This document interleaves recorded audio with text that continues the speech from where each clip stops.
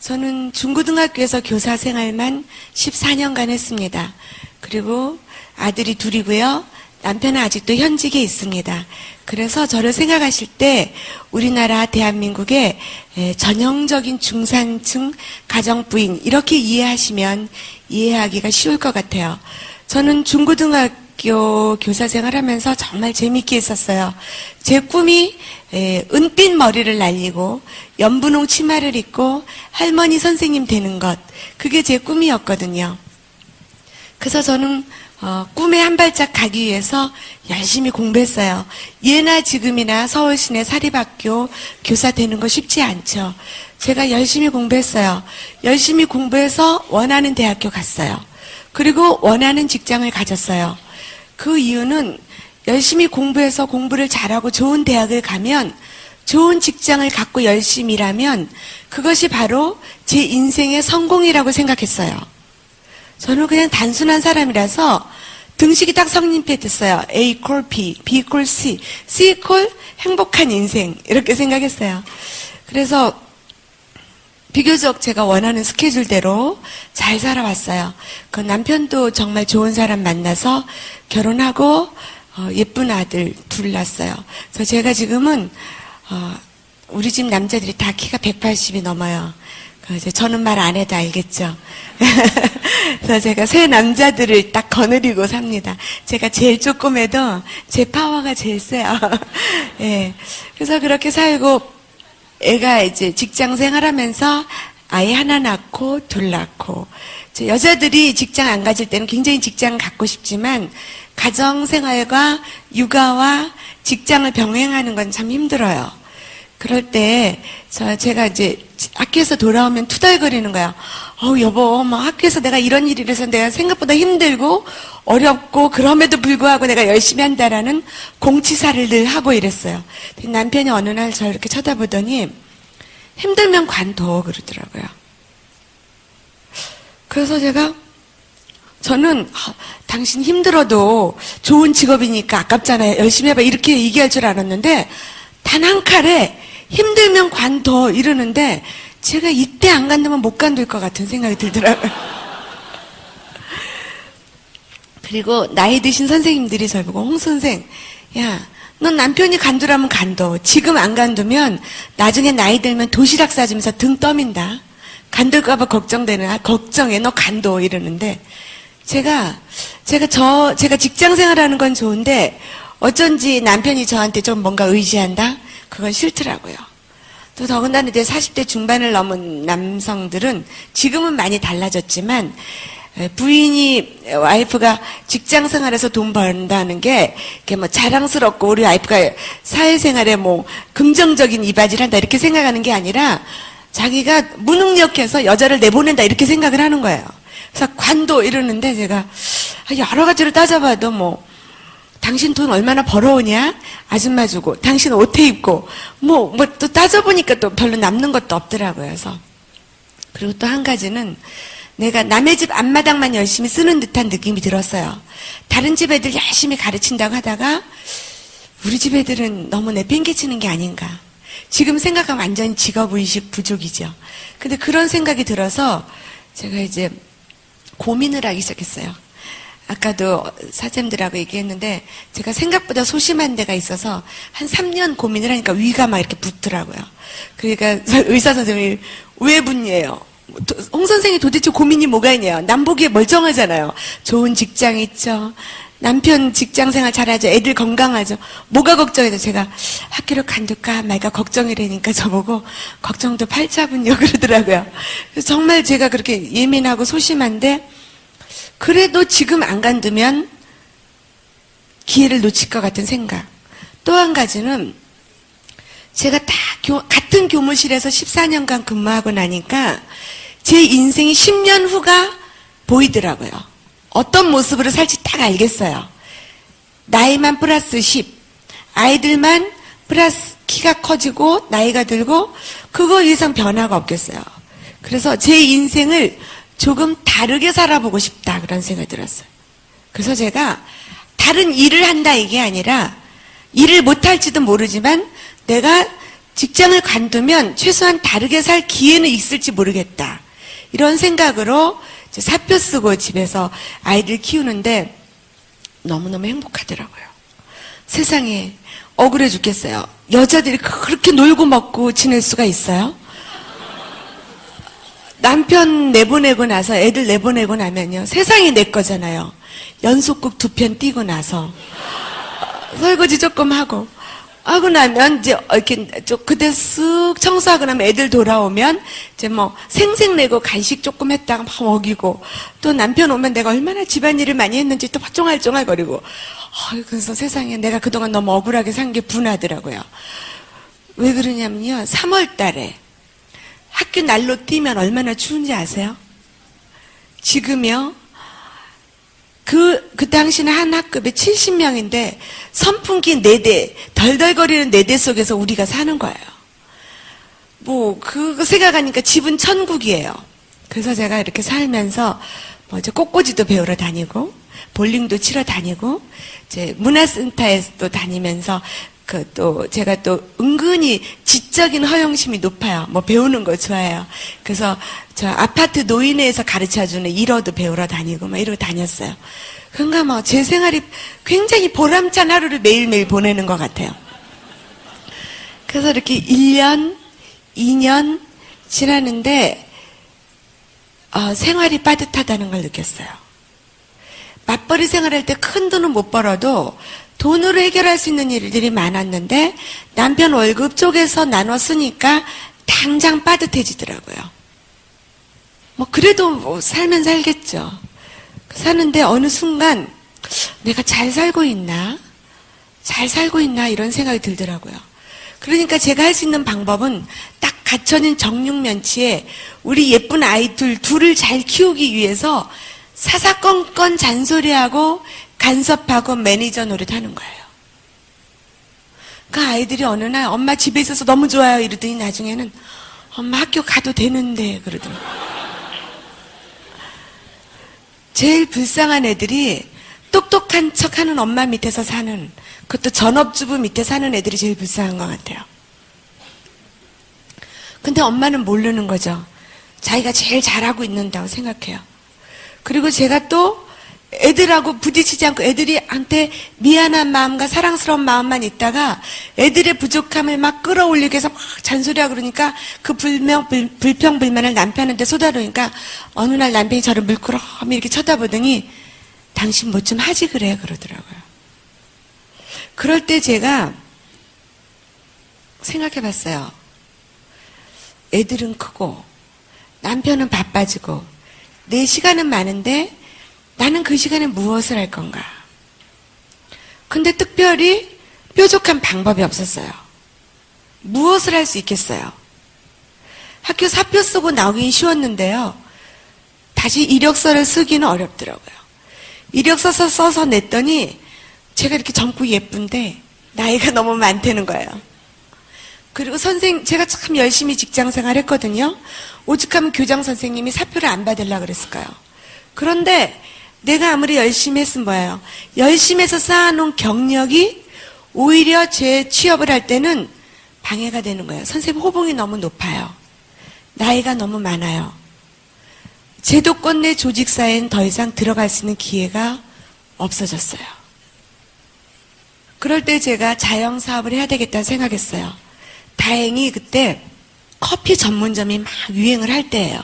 근데 제가 다행이라고 말씀드린 거는 제가 안 하고 제 친구가 했어요. 네. 제 친구가 커피 전문점을 내려서 우리들이 다 개업식에 갔더니 커피숍이 너무 예뻐요. 예쁘고 그윽한 커피 향에 아름답고 예쁜 인테리어에 그 자그마한 앙증맞은 화분에 걔가 너무 부럽고 행복해 보였어요. 우리 맨날 거기 만나러 가는 거야. 한 3개월 장사 잘 되죠. 우리가 맨날 가서 죽치고 있으니까. 6개월 되니까 이제 조금 잘 안 가게 되더라고요. 1년쯤 되니까 문 닫는데요. 왜 그랬더니 그 옆에 더 큰 커피 전문점이 들어서서 손님들이 다 글로 갔대요.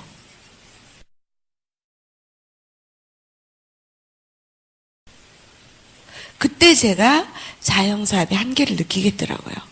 내가 아무리 열심히 해도 더 크고 더 멋있는 게 들어오면 손님들은 다 그걸로 가는 걸 알았어요.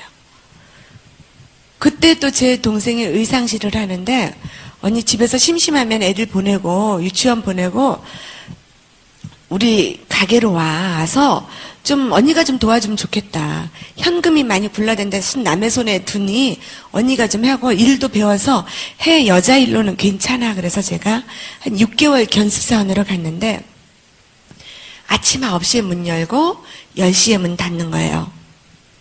그리고 하나 사러 온 사람한테 어떻게든지 2개 팔아야 돼요.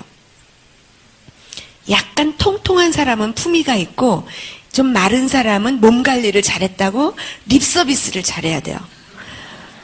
그래서 제가 내가 장사에 소질이 없구나 이런 걸 느꼈어요. 그래서 제가 방법이 없다. 그냥 집에서 살림이나 잘하자 이러고 있을 때 그때 제가 아메이 제품을 이웃으로부터 받아 쓰는 소비자였어요. 그런데 저는 제가 살림을 잘하는 스타일이 아니라 제품이 굉장히 좋아서 쓴 것이 아니라 그냥 자꾸 쓰라 그러니까 아메이 사업 하시는 분들만 굉장히 집요하잖아요. 제품도 그냥 그까지 치아가 났는데 무슨 설명이 그렇게 많은지 막 실험을 해가면서 그래서 알았어요. 그럼 또 쓰고 그 다음에 또 제가 또 알았어. 그러고 쓰니까 이 사람도 신이 나서 뭔가 더 설명을 하고 저는 2개 쓰고 5개 쓰고 10개 쓰고 그냥 저는 설명을 듣기 싫어서 자꾸 그냥 받아 놓는데 이분은 또 제가 잘 받아 놓으니까 또 신이 나서 설명을 더 길게 하고 제가 제품 쓰는 건 참을 수가 있었어요. 근데 가관인 것은 이 제품을 쓰면 부자가 된대요. 그런 새빨간 거짓말을 저한테 할 수가 있어요. 그래서 더군다나 그 제품을 저한테 갖다 준 사람은 직장 생활하는 총각이었어요. 그러니까 얼마나 피곤해 보이겠어요. 직장 갔다 와서 막 그 찢어진 종이봉투에 치약 2개 가루 비늘을 저를 갖다 주고 이걸 쓰면 부자가 되는데 제가 가로 열고 속으로 생각하는 거. 너보다 내가 낫다. 내가 공부를 했어도 너보다 많이 했고 내가 돈이 있어도 너보다 많고 남편은 너 같은 직원을 수천 명을 거느리고 있는 사람이다. 참 지금 생각하면 얼마나 어리석고 교만한지. 다행인 것은 제가 겉으로 표시 안 했다는 거예요. 그래서 이제 뭐 자료도 주고 가 그런데 전혀 관심이 없으니까 안 보고 있었어요. 그럴 때 제가 행복한 일이 생겼어요. 남편이 이제 대기업 임원으로 승진하는 거예요. 그래서 제가 아싸 그랬어요. 저 남편이 승진하는 게 마치 제가 승진하는 듯한 기분이 들었어요. 그래서 남편이 승진하면 이제는 내가 좀 폼도 좀 잡고 골프도 치고 좀 나를 위해서 투자도 하고 그렇게 생각했어요. 왜 그러냐. 남편 월급 가지고 쪼갰으면요 저를 위해서 투자할 시간이 없더라고요. 늘 그냥 머리 한 가닥으로 기르고 맨날 티셔츠에 어제나 그제나 똑같은 바지에 맨날 그렇게 입는데 어느 날 제가 그게 짜증나더라고요. 그리고 남편이 저보고 그랬어요. 회사로 와라. 오늘 다 같이 외식이 있는데 와라. 그럴 때 제가 이렇게 옷장문을 열어보니까 직장생활 간지 몇 년 돼서 한 번도 옷을 안 입었기 때문에 애들 남은 거 다 긁어 모아가서 먹어가지고 통통하게 살이 쪄서 맞는 옷이 없는 거예요. 그래서 제가 이제 대충 입고 가는데 굉장히 비참한 느낌이 들었어요. 그전엔 제가 남편 직장 동료들하고 같이 생맥주도 많이 마시고 마치 굉장히 세련된 여성처럼 얘기도 많이 하고 그랬는데 어느 순간 이렇게 자꾸 갭이 생기더라고요. 그래서 돌아오면서 제가 굉장히 서글픈 생각이 들었고 또 내가 더 이상 일할 수 없다. 내가 할 일이 뭔가 시간이 남으면 무엇을 할까 제가 늘 그런 고민을 하고 있었어요. 다행히 애들 잘 크는 게 만족이고 남편 월급 가지고 이 정도 살면 됐지 이런 생각을 한 게 아니라 내가 앞으로 10년 후에는 뭐하고 살지 20년 후에는 뭐하고 살지 이런 생각을 계속 하니까 제 특징 겉보기 안 그런 척해도 소심해서 한 가지 생각을 계속하면 거기에 꼬리에 고민에 고민을 물고 들어가니까 제가 막 우울증이 심각하게 생기더라고요. 그 당시에 제가 전형적인 주부 우울증이었어요. 그때 너무나도 우습게도 그 돌파구를 남편이 임원으로 승진하는데 거기서 찾으려고 했던 거예요. 근데 남편이 그날 밤 이제 축하주를 마셨겠죠? 잔뜩 술을 마시고 와서 저를 부르더니 당신 이리 와봐. 거기 앉아봐. 그러더라고요. 저는 그러고 앉았어요. 지금도 당신 거기 앉아봐. 그럼 제가 약간 긴장해요. 그때 장면 생각하니까 지금도 소름이 끼치는데, 일찍 승진한다는 것은 일찍 나가라는 뜻이다. 당신 뭔가 준비해야 된다 이러더라고요. 그때 제가 굉장히 당황했었어요. 그 당시에 저희 남편이 여의도에 근무하는데 오너 빼놓고 공채돼서 임원, 최연소 임원 그리고 굉장히 이렇게 막 뜰 때였는데, 그래서 저는 이렇게 모든 게 내 인생이 청사진 정말로 이제 쫙 펼쳐지는 줄 알았는데 언제 나올지 모른다고 하는데, 우리 애들도 어리고 우리도 너무 젊었어요. 만약에 남편이 나오면 어떡하나. 퇴직금도 이미 정산이 됐고 임기는 3년이다 이러더라고요. 3년 후에는 내가 어떻게 될지 모른다고 하는데 겁이 덜컥 나더라고요. 그래서 제가 준비해야지 이렇게 생각한 것이 아니라 탁 입에서 나오면서 싫어 그랬어요. 제가 당신이 알아서 해. 당신이 나 잘 살게 해준다 그랬잖아. 저를 가만히 쳐다보더라고요. 그리고 제가 참 대답을 잘했다고 생각했어요. 그런데 되돌아서서 계속 고민이 되는 거예요. 만약에 정말 남편이 나오면, 정말 만에 안에 나오면 어떡하나.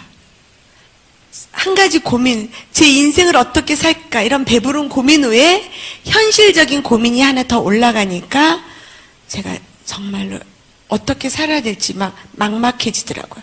그러면서 이제 남편은 점점 바빠지면서 새벽별 보기 운동하는 거예요. 7시에 나가서 보통 1시, 2시에 들어오기가 다반사. 그리고 술 가득. 제정신일 때를 제대로 본 적이 없어요. 그건 제가 너무너무 화가 났어요. 도대체 뭔가 열심히 좋은 학교 나오고 좋은 직장 다니고 열심히 일했는데 그게 보장이 아니면 도대체 답을 어디에서 찾아야 되나. 근데 제가 또 그 여자들이 참 못됐어요. 아니 제가 못됐죠. 남편에 대한 원망이 막 싹 트는 거예요. 제가 남편이 저보고 결혼하자 할 때 제가 결혼 조건을 2가지를 내밀었어요. 나는 배고픔은 못 참는다. 나를 배부르게 평생 먹일 자신이 있냐. 오케이 그랬어요. 나는 추운 건 못 참는다. 평생 따뜻하게 해줄 자신이냐. 오케이. 그래서 결혼했어요. 그랬는데 앞으로 자기가 나를 굶길지도 모르고 차가운 방에 재울 수도 있다. 제가 굉장히 소설 쓰죠. 제가 그런 스타일이에요.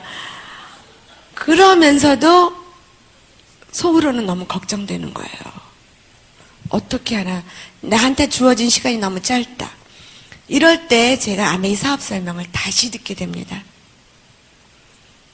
그래서 제가 그전엔 굉장히 이렇게 냉정하게 강하게 거절했었는데 그럼 내가 한 번만 들어주면 되는 거예요? 이렇게 탁 못 이기는 척하고 따라가서 들었어요. 하나도 안 들리죠. 다 안 들리고 뭐라고 하면 왜 이렇게 길고 지루한지, 그리고 왜 이렇게 사람들이 잘 웃는지. 근데 제가 딱 한 가지 마음에 와서 듣는 건 SP가 되면 연금 같은 수입 100만 원이 매달 평생 증가 상속된대요. 저는 상속 필요 없었어요.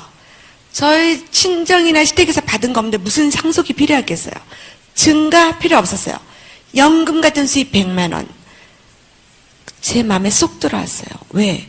교사 생활 20년 하면 연금 같은 수입 100만 원이 되는데, 제가 직장 생활 14년 했기 때문에 그 연금 같은 수입 100만 원을 못 받았잖아요. 못 받은 이유도 남편 때문이에요. 순전히.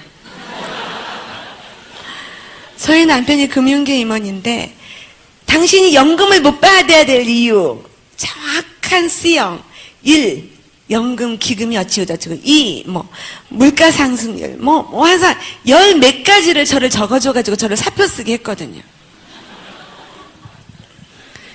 그래서 제가 또 참 순진한 데가 있어가지고 되게 우리 남편이 똑똑하고 멋있어 보여가지고 그 말을 홀랑 믿었거든요. 근데 연금 같은 수입 100만 원이 된다는, SP가 되면 된다는 말에 제가 마음에 싹 오더라고요. 또 한 가지는 무자본이라는 거예요. 제가 제 친구 커피숍, 제 동생 의상실, 커피숍 8천만 원 들어가는 거 봤고요. 제 동생 의상실 1억 5천 현금 고스란히 들어가는 거 봤어요. 그런데 나는 그 돈이 없었어요. 솔직히 말하면. 자본이 안 들어간다는 게 굉장히 매력적이고요. 두 번째는 경험이 필요 없다는 게 제가 굉장히 좋았어요. 의상실, 그 가게 차리니까 남보기에 그럴듯해 보죠. 그거 경험 없으면 못한 일이더라고요. 아이템이 생필품인 게 제가 마음에 들었어요. 왜? 그동안 저는 제품을 몇 달 동안 2개씩, 5개씩, 10개씩 꾸준히 늘려 썼기 때문에 아, 나처럼 쓰면 다른 사람도 쓰겠다 이런 생각이 들었어요. 그럼 한번 해봐야지. 그리고 나오면서 제가 스폰서한테 얘기했어요. 나 이 사업 안 할 거예요. 한번 들었으니까 됐죠? 다시는 저한테 오라고 하지 마세요. 그래서 되돌아 쓰면서 나 SP가 되면 참 좋겠다. SP가 되면 참 좋겠다. 그러니까 이제 이분은 제가 하도 단호하게 하고 꼭 한 번만 들어주겠다. 더 이상 말 안 하는데 왜 나한테 말 더 이상 안 하지? 제가 안 하더라고요. 그래서 저는 사업엔 관심이 없는데 저 책 읽는 거 좋아하니까 책 좀 주세요. 그랬더니 책하고 테이프를 주는데 제가 책과 테이프를 보면서 저는 자료 검토를 굉장히 많이 했어요. 깜짝 놀랐어요. 제가 무식한 사람 아니잖아요. 그런데 생전 보지도 못한 회사, 들어보지도 못한 회사와 마케팅이었어요.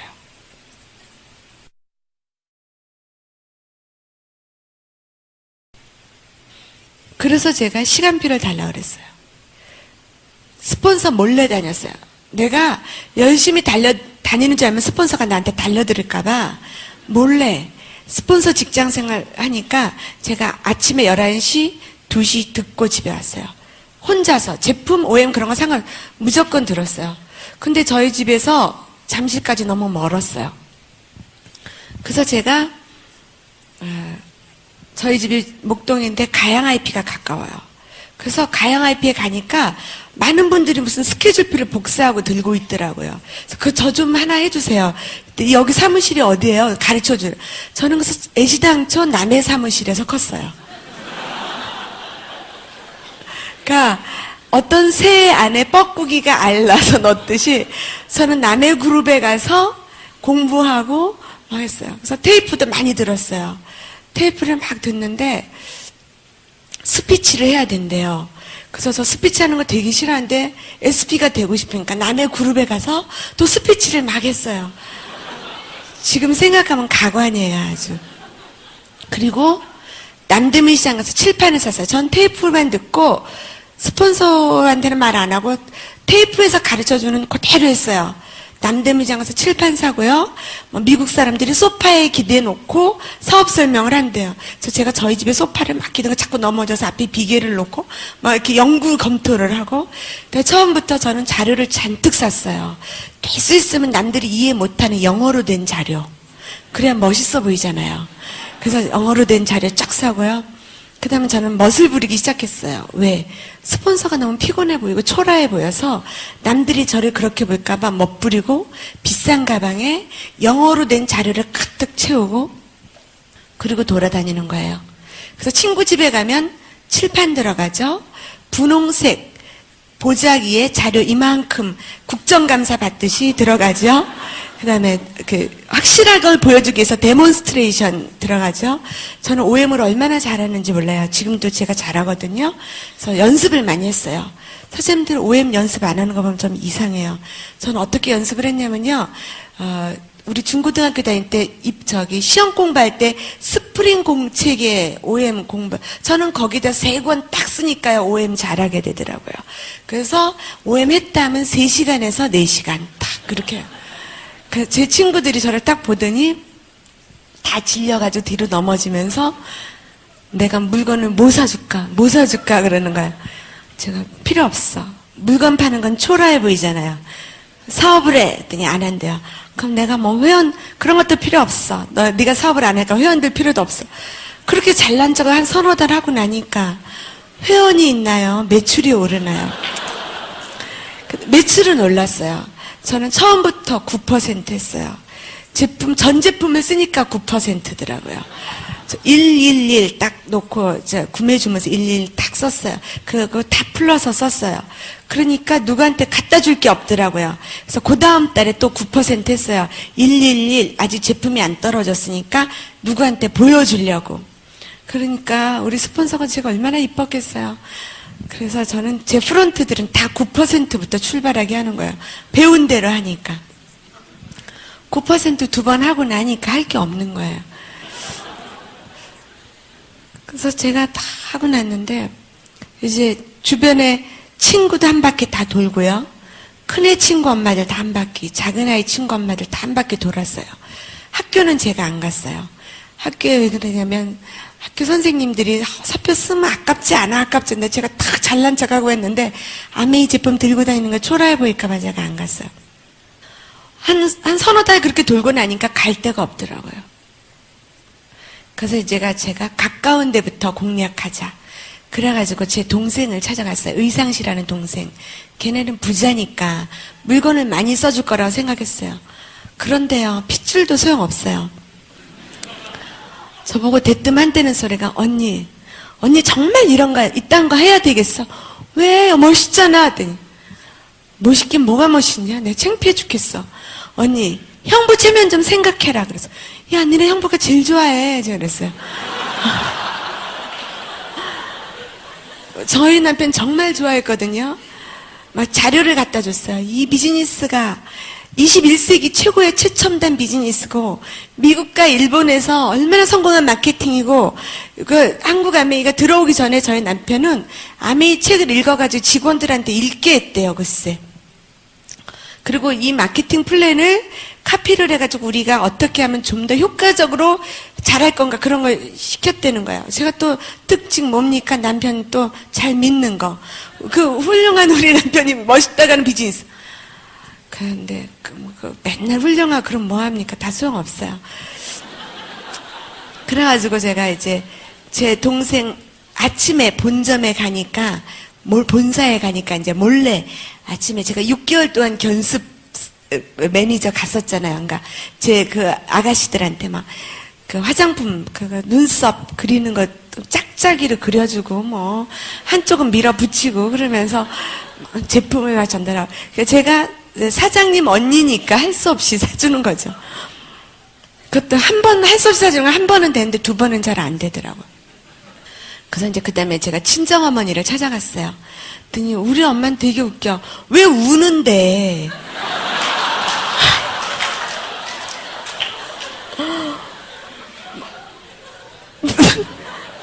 저 엄마랑 같이 울었었는데 사장들 웃기세요. 울면서 내가 너를 그 좋은 대학교에 그 좋은 저기 직장 생활 했는데 아니 네가 겨우 화장품 장사냐 이랬어요. 속으로 엄마가 무슨 나를 대학을 보냈어. 우리 엄마 대학 안 보냈어요. 왜 그러냐면 제가 고등학교 때까지만 해도 잘 살았는데 제가 대학 들어갈 때쯤 돼서 아버지가 부도가 탁 나니까 제가 5남매 맞은데 당장 저보고 학교 가지 말라 그랬어. 딸 셋에 밑으로 아들 둘인데 아들 공부를 시켜야 되니까 딸 셋은 대학을 가지 말라는 거야. 그래서 제가 나 등록금 한 번만 대주면 내가 다니겠다. 딱 한 번 대줬어요. 그래서 저는 사람들이 뭐 대학생활이 저는 하나도 안 그리워요. 저는 맨날 쇼카트에 그 화려한 대학을 여자 대학을 다니면서 맨날 쇼카트에 티셔츠에 청바지에 아르바이트에 장학금에 그때 또 그 당시에는 학생운동 또 해야지 좀 근사해 보이니까 학생운동 뒤에 맨날 따라다니고 저 너무너무 힘들어서 잠도 못 자고 맨날 돈도 부족하고 또 제가 저같이 봉사심이 강한 사람이 성경 공부해야 되죠. 야학 애들 가르쳐야 되죠. 아르바이트 돈 받는 애들 가르쳐야지 안 받는 애들 가르쳐야 되죠. 전 절대로 대학교로 돌아가고 싶지 않아요. 그리고 취직도 뭐 우리 엄마가 시켜줬어요. 저는 공채했어요. 사립학교는 그 당시만 해도 뭐 지금은 안 그렇겠죠. 백이 있어야 들어간다 그랬어요. 사립학교 이력서 저 한 명 뽑는데 이력서가 몇백 통, 600통이 왔대나? 그 중에 다 갈아내고 5명 면접 시험에서 제가 붙었잖아요. 저 대단한 사람이잖아요. 그때 저는 안 되는 줄 알았어요. 사람들이 뭐 누구 백이 있냐? 사립학교니까 그 당시는 지금은 교육부지만 문교부 백이 있냐? 이사장 백이 있냐? 저 그런 거 아무것도 없어서 제가 둘러리스러 뽑힌 줄 알았어요. 그 사람들이 아메이 사업 너 둘러리 쓴다. 몇 명 되지 너는 되는 다 거짓말이에요. 저는 그거 알았어요. 아메이 사업할 때 사람들이 그렇게 말할 때 저는 그때 내가 취직했던 생각이 나서 다른 사람 다 안 돼도 난 될지 모른다 생각했었어요. 우리 어머니가 눈물을 글썽이면서 좋은 대학교, 좋은 직장 했더니 겨우 화장품 장사냐? 내가 거기까진 참을 수 있었는데 우리 어머니가 내가 수십 년 동안 같은 화장품을 썼는데 남편 바꾸기보다 힘든 게 화장품 바꾸기다. 나는 못 바꾼다. 그러죠. 저한테 우리 어머니가 결정타를 매긴 건 네 신랑이 돈 안 벌어다 주냐? 내가 다 참을 수 있는데 제가 너무나 좋아하고 존경하는 저희 남편을 그렇게 말하는 건 못 참겠더라고요. 그래서 엄마는 무슨 그딴 말 심한 말 하고 그래! 소리를 탁 해서 물을 탁 닦고 왔어요. 딸 키워서 시집 보내면 아무 소용없어요. 저희 남편은 내가 어떤 때는 우리 남편 나한테 이런 걸 그러면서도 누가 어머니가 친정어머니가 저희 남편 얘기하는 건 듣기 싫더라고요. 그래서 이제 또 시어머니한테 갔어요. 웃기죠? 근데 제가 처음엔 정말 그렇게 밖에 갈 데가 없었어요. 시어머니한테 갔더니 저희 시어머니가 제 손을 딱 붙잡고 잘 생각했다.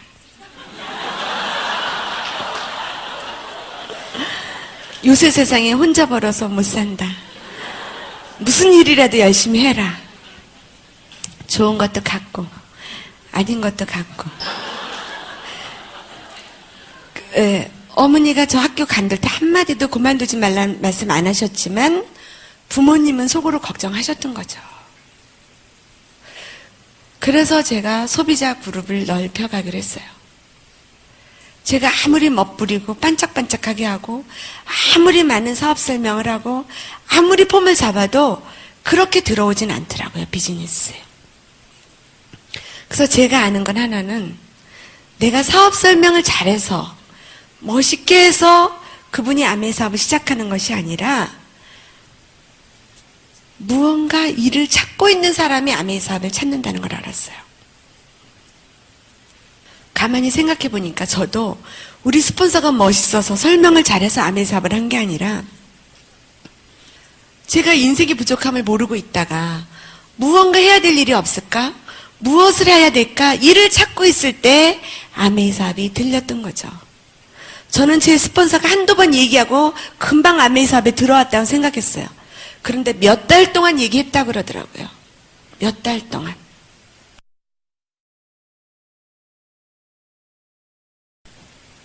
그래서 저는 지금도 사업 설명을 계속 하다가 그 사람이 안 들어도 그 사람이 거절해도 그런 건 하나도 두렵지 않아요.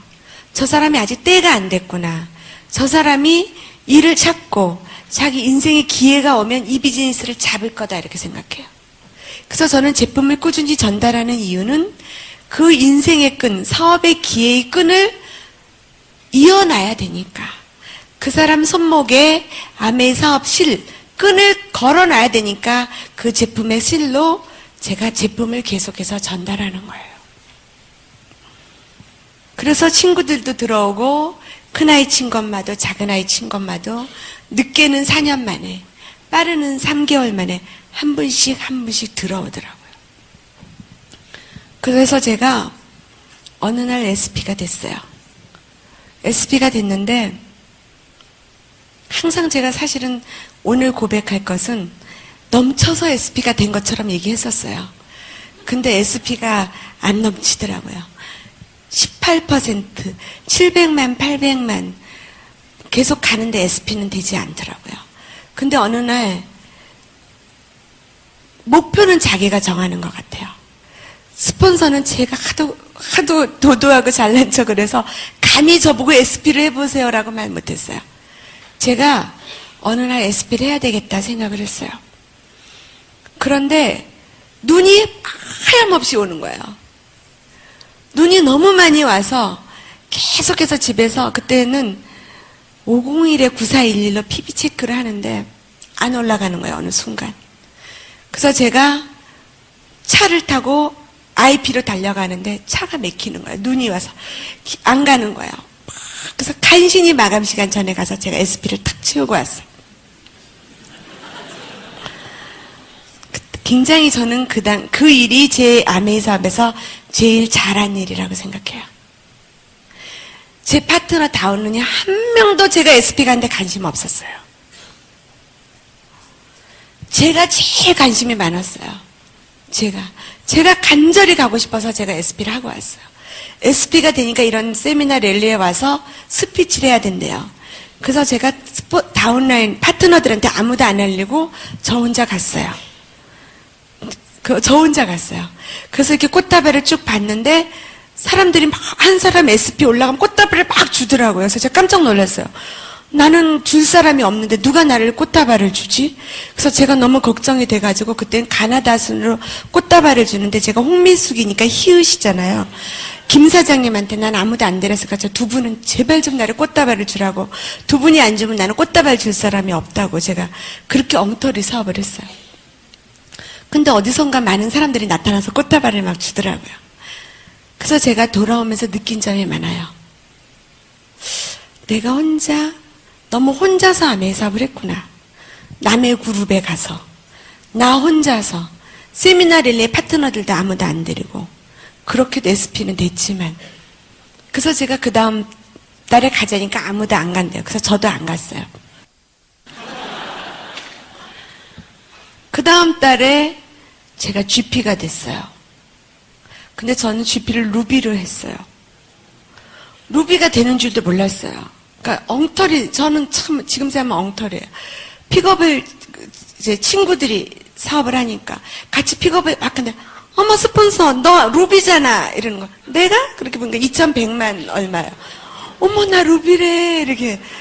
그래서 제가 이제 루비로 이제 GP로 올라와서 그때는 제가 파트너들을 탁 오라 했더니 안 간다는 거야.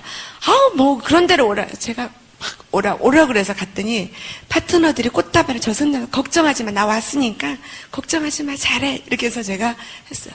그런데 놀라운 거는 저는 세미나 랠리에 막 박수치고 소리 지르는 게 싫어서 안 왔지만 제 파트너들이 어머 이렇게 재밌는데 너 왜 그동안 오라고 안 했냐. 사람이 다르더라고요.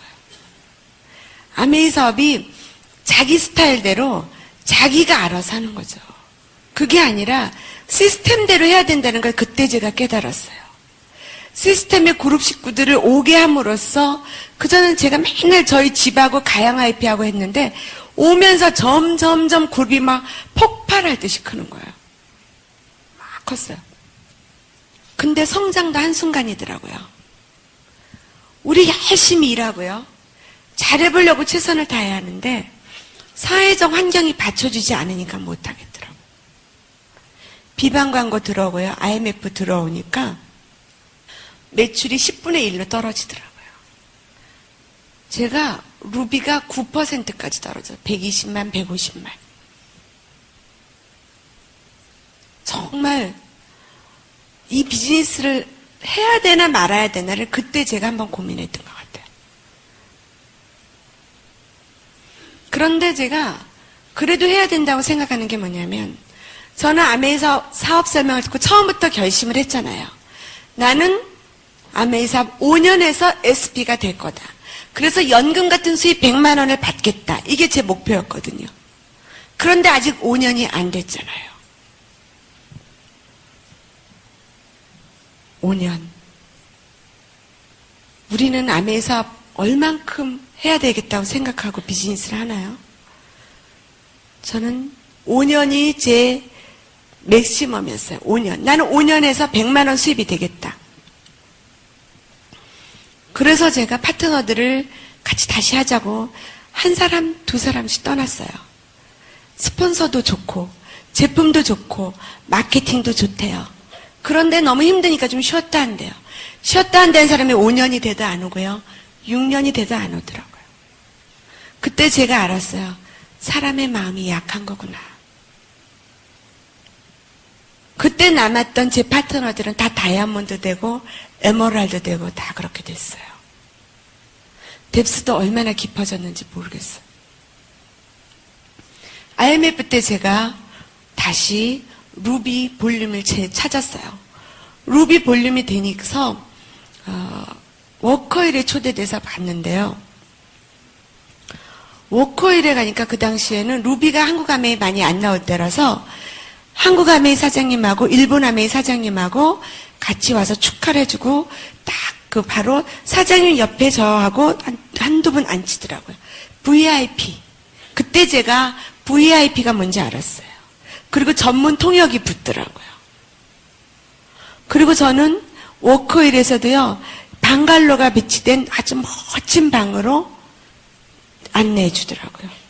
그때 저는 저희 남편 차 소나타 원 덜덜거리는 걸 타고 갔는데 그 방갈로에는 벤치가 쫙 있더라고요. 저는 그때 벤치를 처음 봤어요.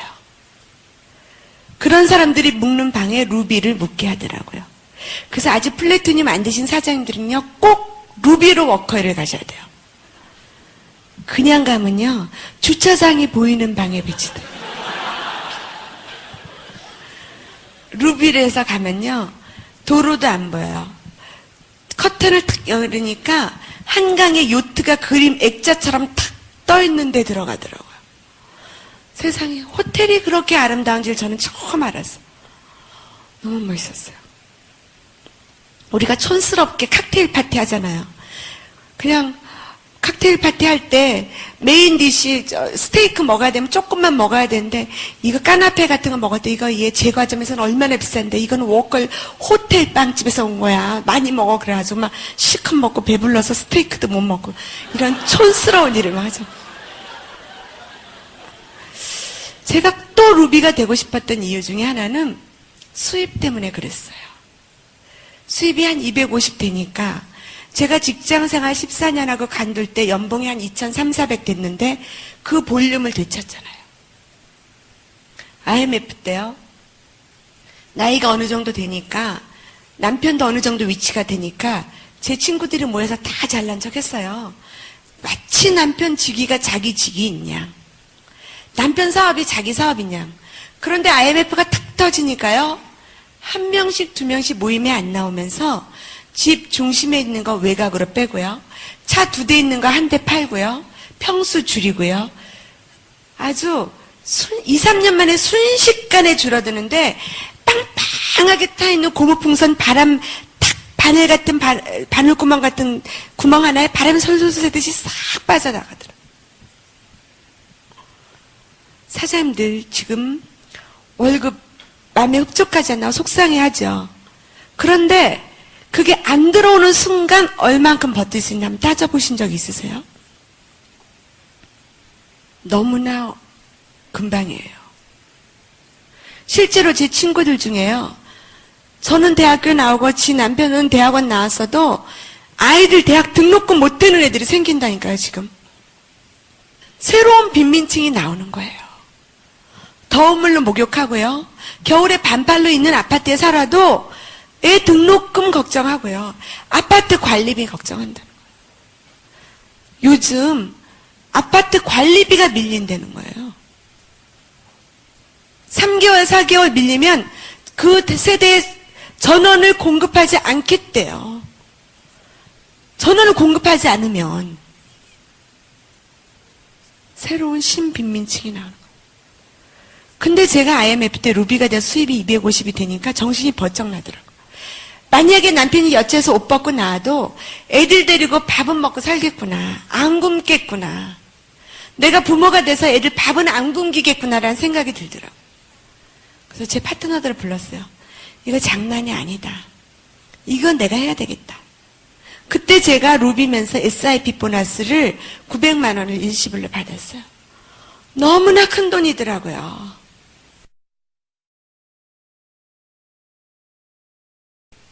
제가 그룹 식구들 다 불러 모아서 맛있는 거 먹으면서 우리 한번 열심히 해보자. 그래서 그 이듬해 사파이어가 되고요. 그 이듬해 에메랄드가 되고 그 이듬해 다이아몬드가 됐어요. 제가 루비일 때 하와이 여행을 가는데요. 세상에, 저는 남편하고 저하고 돈 아끼려고 제주도에서도 좋은 호텔에 못 자보고요. 모텔에 가서 잤잖아요. 그런데 하와이 여행을 가려니까 얼마나 멋있어요. 제가 한 번 여행은 놓쳤어요. 왜 놓쳤냐면, 한 점수가 한 2만 점인가 3만 점 모자라니까, 뭐 제품으로 따지면 한 100만 점 비비도 안 되는데, 그거 여행을 안 갔어요. 왜 안 갔냐면, 인도네시아 발리 갈 텐데 저희 남편이 발리 가지 말라는 거예요. 왜? 했더니 거기 얼마나 더운데 자기 출장 가봤는데 거기 너무 더우니까 거기 사람 살 곳이 못해 가지 말래요. 그 당신은 냄새 나는 거 싫어하는데 인도네시아 힐튼 호텔에 가도 그 이상한 열대 냄새 나는 거 거기 벽에 도마뱀 겨다니니까 당신 가지 마. 내 와이샷은 누가 데려주는데 애들 밥은. 그래서 제가 여행을 안 갔던 사람이에요. 그런데 하와이 여행 가라니까 이번에는 제가 놓칠 수 없다. 그래서 이제 하와이 여행을 가니까 세상에 너무 좋더라고요. 뭐 사업 설명할 때 다이아몬드 비즈니스 클래스 타고 그 무슨 상관이 있어요? 어차피 똑같은 비행기 타더라고요. 똑같은 비행기 타고 이코노미스트도 하나도 안 좁아요. 제가 혼자 얼마든지 갈 수 있고요. 호텔도 저는 다이아몬드든 다른 데 묵는 줄 알았더니 똑같은 호텔에 묵어요. 방만 좀 큰데 묵는데요. 저 안 가봐서 모르겠는데 무슨 상관이 있어요? 저는 남편 직장 생활하니까 저 혼자 갔는데, 방이 너무 큰 거예요. 왜 나 이렇게 큰 방에 줬는지, 더블 베드가 2개 있는 방에다 저를 넣어가지고, 제가 막 잠이 안 와서 1시간 여기서 자고, 1시간 여기서 자고, 그랬어요. 그래서 제가 하와이 갔다 와가지고, 여행이 너무 재밌어서, 그다음부터 이제 여행을 계속 가는 거예요. 정말 좋은 건 이제 에머랄드 됐을 때, 에머랄드 여행, 그러니까 제주도로 여행을 가잖아요. 제주도로 여행 갔을 때 제주도에서 가든 파티 열어주는데 진짜 멋있더라고요. 저는 제주도에는요, 제가 신혼여행 모텔에 가서 잤기 때문에 어느 모텔에서 잔지 모르겠어요. 대부분 신혼여행 어느 호텔에 첫날 밤 저 그런 거 하나도 생각도 안 나요. 그리고 돈 아끼려고 된장국 사 먹었는데 그래도 행복했거든요. 근데 그거 행복한 거 별로 아니더라고요. 신라 호텔에서 먹고 정말 아름다운 음식, 맛있는 배부른 음식 말고 아름다운 음식. 에머랄드 되니까 그걸 먹게 하더라고요. 가든 밭인데 음악이 쫙 깔리고요. 정말 밀가루 같은 백사장을 걸으면서 아름답다. 인생을 아름답게 살 수 있구나라는 생각을 했었어요, 제가. 그래서 돌아오면 저는 에머랄드가 됐지만 제 파트너들이 에머랄드가 돼야 되겠다. 그래서 스폰서가 핀 가는 게 중요한 게 아른가. 제가 가보니까 제 다음 파트너들한테 루비를 꼭 가라고 해서 제 그룹 식구에 루비가 많고, 제가 에머랄드가 되니까 에머랄드도 꼭 가라서 제 프론트들 거의 다 에머랄드 이상이 돼 있고 그렇게 되더라고요. 그런데 내가 루비일 때나 에머랄드일 때나 사업 설명할 때는 여전히 떨리고 거절받을 때는 여전히 속상해요. 제일 속상한 것은 저한테 이 사업 되냐고 물어볼 때, 제 파트너들은 제가 만만한지 어느 날 이 사업 되냐고 묻더라고요. IMF 때인데. 된다 그랬어요. 아니, 된다고 말 못했어요. 그때는 제가 잘 모르겠으니까. 그랬더니 뭐라 그랬냐면 저보고 각서 쓰래요. 그분은 농담이죠. 자기도 하다 안 돼. 이거 속상하니까 각서 쓰는데 제가 덜덜덜 떨리는 거예요. 만약에 안 되면. 그런 생각이 들었어요. 어느 날 일산에 칼디 2개 전달하러 파트너랑 저랑 둘이 가는데, 스폰서님, 이거 완전히 고급 인력 낭비예요. 우리같이 고등교육을 받은 사람이 칼디 2개 가지고 일산을 간다는 게 도대체 말이 돼요? 남지도 않는 장사. 막 계속 제가 그 일산 가는 1시간 동안 그 소리를 계속 듣고 가니까 소비자를 만나니까요. 나도 모르게 이건 남지도 않는 장사야 이렇게.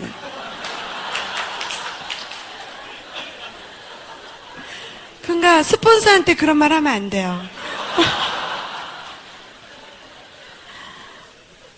그 스폰서한테는 맨날 고맙다, 잘한다 그렇게만 해주면요, 스폰서는요 자기 어깨가 아무리 무거워도 무슨 짐이라도 진다니까요.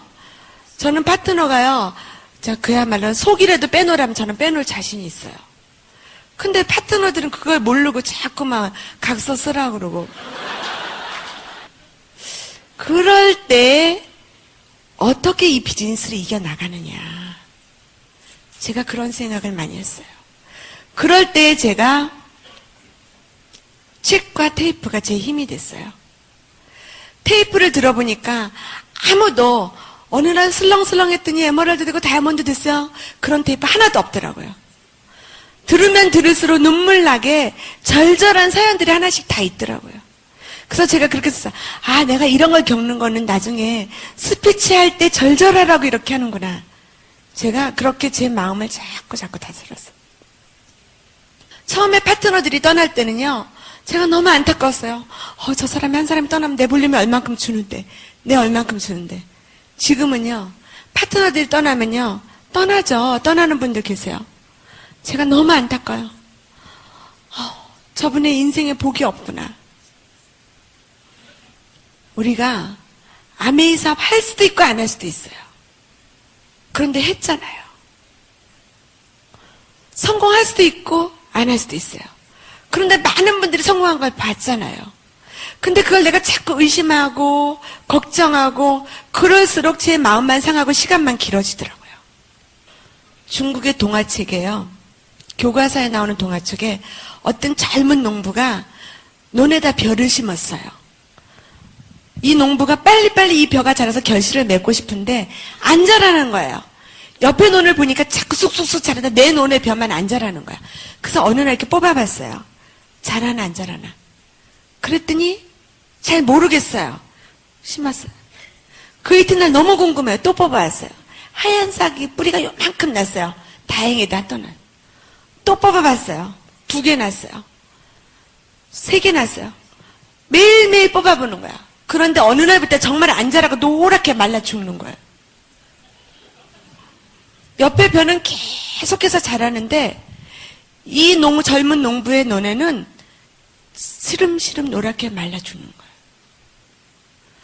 딱 묻어놓고 내가 풀 뽑아주고 부정적인 생각을 지워내고 벌레를 잡아주고 열심히 걸음을 주고 가꾸면 뿌리가 보이지는 않지만 쑥쑥쑥 내려가서 그 결실을 맺을 건데 그걸 의심하고 못 믿으니까 뽑아보다 결국은 내 손으로 내가 말라 죽이는 거예요.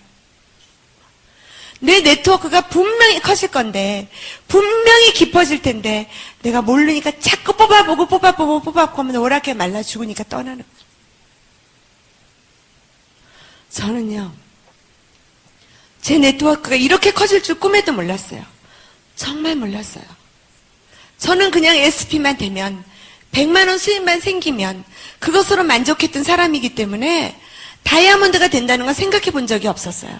저는 에메랄드가 됐을 때도 다이아몬드가 되겠다 외쳐본 적이 없어요. 오죽 답답한 사람이 저를 부르시더라고요.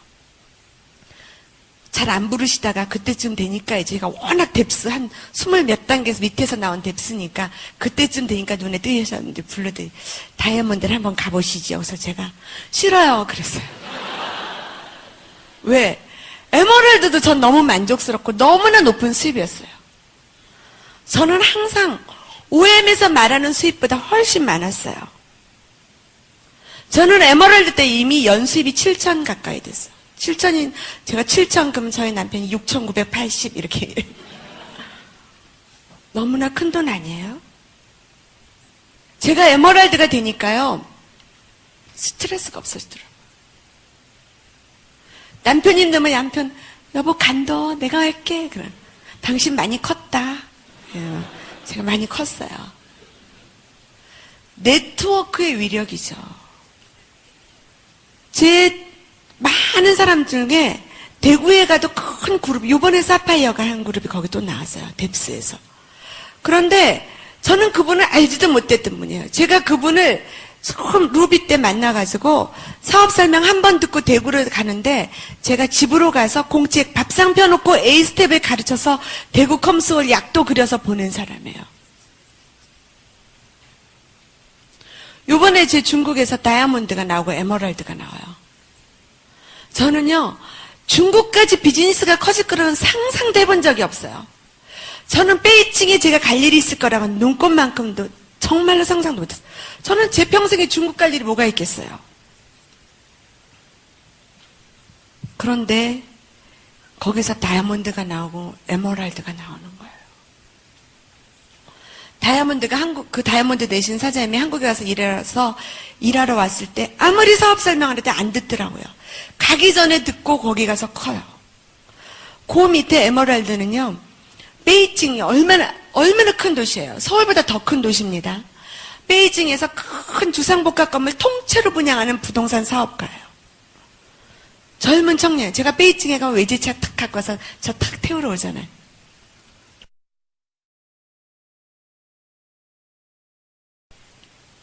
그런데 제가 너무 궁금했어요. 우리 너무 궁금하죠. 저 사람은 어떻게 아메이 사업을 시작했을까? 사장님은 어떻게 아메이 사업 시작했어요? 그랬더니 자기 사무실에 컴퓨터를 고치러 어떤 사람이 왔대요. 청년이 와서 막 고치는데 돈을 주니까 안 받더래요. 그래서 맛있는 거 사준다니까 안 받더래요. 뭐 해줄까 했더니 세미나에 한 번만 와달라고 그러더래요. 그래서 뭐 그 어려운 것 같지 않아서 갔대요. 갔더니 자기가 깜짝 놀랐대요. 자기 사업에는 모든 사람들이 경쟁이고 모든 사람이 서로 정보를 노출하지 않으려고 애를 쓰는데 여기서는 서로 잘 되라고 그러고 칭찬하고 격려하고 그 웃음 띤 얼굴이 너무 행복해지더라고요. 그래서 아메이 사업 한대요. 아메이 사업이 너무너무 커가지고 그 그룹에 아주 그 왕푸징, 그 쇼핑가에서 큰 양복점, 체인점을 9개 하는 아주 굉장히 고급 사업가. 이 중국식 표현입니다. 고급 사업가. 우리나라는 그런 말 안 하죠. 그런 분들도 비즈니스에 들어오는데 한결같이 많은 사람들이 좋아서.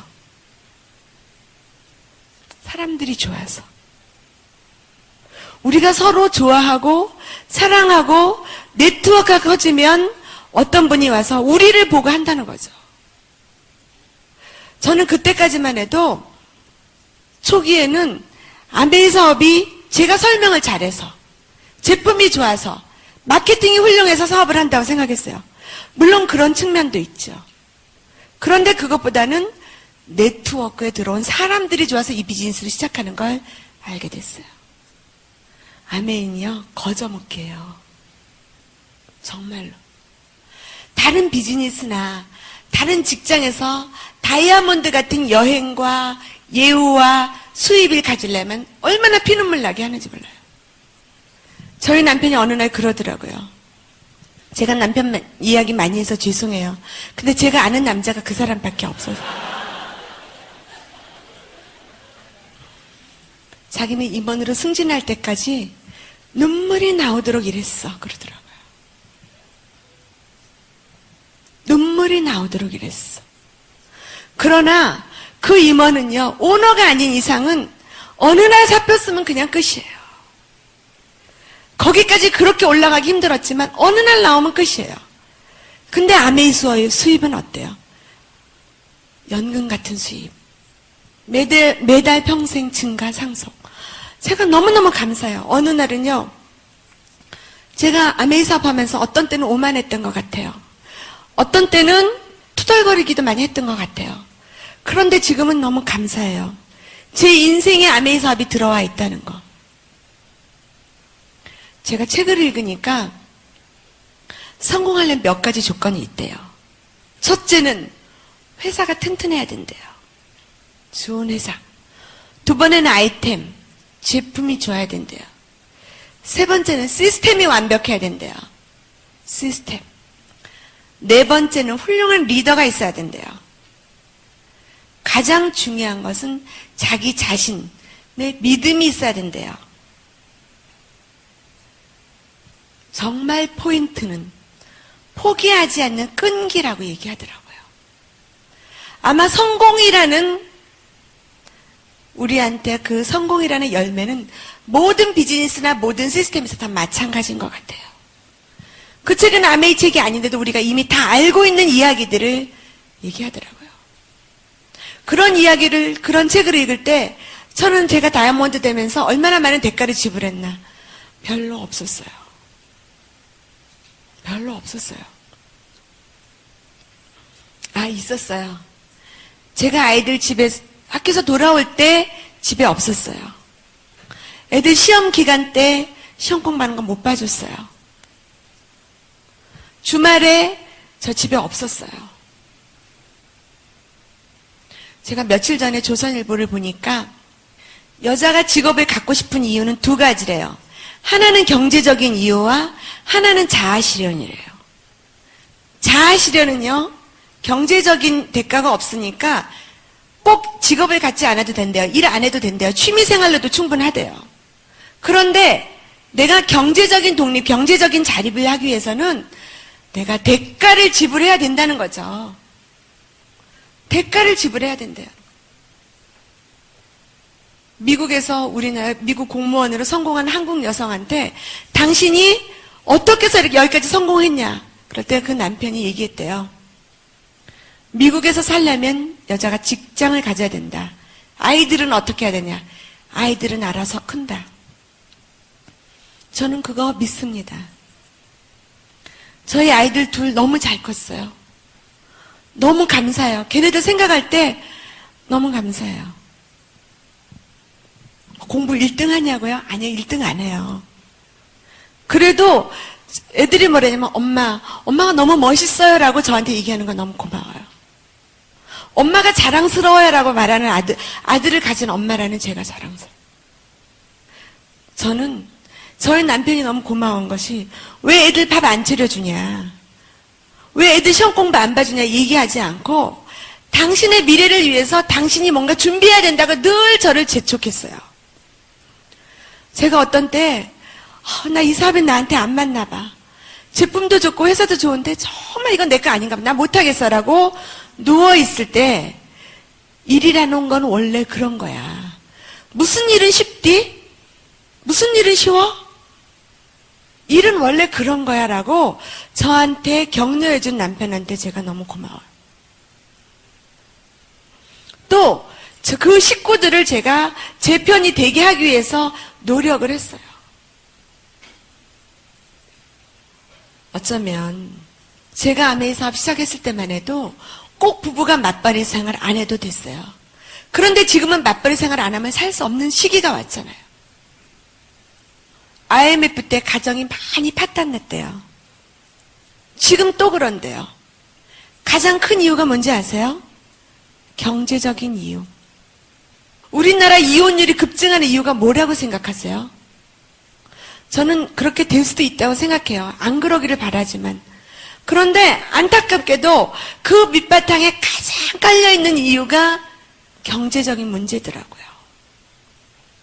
그게 해결이 된다면 훨씬 더 행복하게 잘 살 수 있는데 그걸 안 하려고 하는 이유가 뭐냐고요. 그걸 왜 거절하냐고요. 거기에 왜 뛰어들지 않느냐고요. 어느 날 영국 신문 기자가 중국을 취재하는데 직장인인데 굉장히 잘 사는 부류가 있더래요. 그래서 도대체 이 사람들은 왜 잘 사냐? 부정을 저지른 건 아닌가 하고 봤더니 공통적인 특징이 직업을 2개 갖고 있더라는 거야. 투자. 자기 본 직업으로는 먹고 살고 나머지를 이렇게 저축해서 모아가지고 다른 곳에 투자해서 불릴 수 있다면 미래를 준비하는 게 되지요. 저 그거 딱 알겠어요. 제가 28평 아파트에서 35평 아파트에서 벗어나질 못하더라고요. 그때 제가 다이아몬드가 돼서 수입이 많아지니까 어떻게 됐어요? 제가 목동에서 제일 큰 평수 아파트를 그냥 제가 탁 사버렸어요. 저희 남편이 깜짝 놀라면서 당신 뭐 때문에 이렇게 일을 저지르는데 저보고 그러더라고요. 내가 할 거야. 제가 그랬어요. 저희 남편 반대했어요. 근데 제가 제 이름으로 샀어요. 딱 샀어요. 대단히 죄송한 말이지만 요새 아파트가 얼마나 올라요. 제가 그거 자랑하려고 하는 거 아닌가 아시죠? 제가 그걸 말씀드리는 이유는요. 남편하고 저하고 맞벌이 생활에서 열심히 저축했지만 어떤 일정한 틀 이상을 벗어나지 못하더라고요. 그런데 제가 아메이 사업에서 3년, 4년, 5년, 다이아몬드 돼서 3년, 4년 되니까 제 수입이 많아지면서 이게 모여지니까요. 제가 다른 삶으로 한 단계 업그레이드 시킬 수 있는 삶이 되더라고요.